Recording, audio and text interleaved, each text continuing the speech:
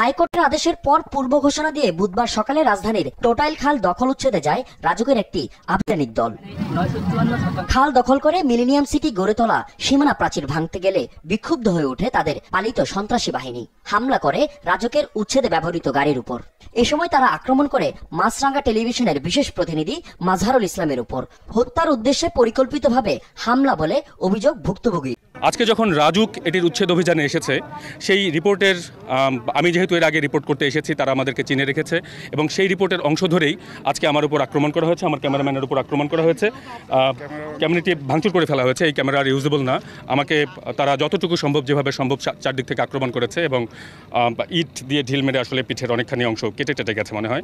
Millennium সিটির সন্ত্রাসী বাহিনী দফায় দফায় হামলার পর উচ্ছেদ কার্যক্রম বন্ধ করতে বাধ্য হন রাজুক কর্মকর্তারা। জানান, হামলাকারীদের বিরুদ্ধে আইনগত ব্যবস্থা নেওয়া হবে। সেটার প্রেক্ষাপটে আমরা এখানে আমাদের মামলার ভিতরে রাখবো। টোটাল ঘটনা বর্ণনা তো দিয়েই মামলাটা করতে হবে, মামলা তো আর হুট করে হবে না। সকাল থেকে এখন পর্যন্ত যতটুকু টোটাল প্রেক্ষাপটটা আমরা বর্ণনা করে মামলা করব।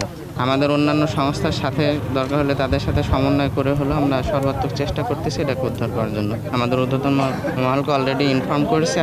সন্ত্রাসীরা যখন হামলা চালাচ্ছিল রাজুক কর্মকর্তা ও সাংবাদিকদের উপর, ঠিক তখনই নীরব দর্শকের মতো তাকিয়েছিল আইন শৃঙ্খলা বাহিনী বলে অভিযোগ প্রত্যক্ষদর্শীদের। তাদের অবস্থান সম্পর্কে জানতে চাইলে কোনো সদুত্তর দিতে পারেনি তারা। আসলে ঘটনাটা কাকতালীয় হওয়ার কারণে আমাদের পুলিশ ফোর্স যথেষ্ট চেষ্টা করেছে এবং আমরা এখানে কাজ করতেছি।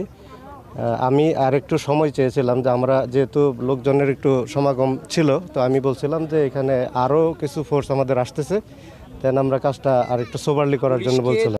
ঘটনা পরবর্তী সময় পুলিশের উপস্থিতি আস্তে আস্তে বাড়তে থাকলে সটকে পড়েন হামলাকারী সন্ত্রাসীরা।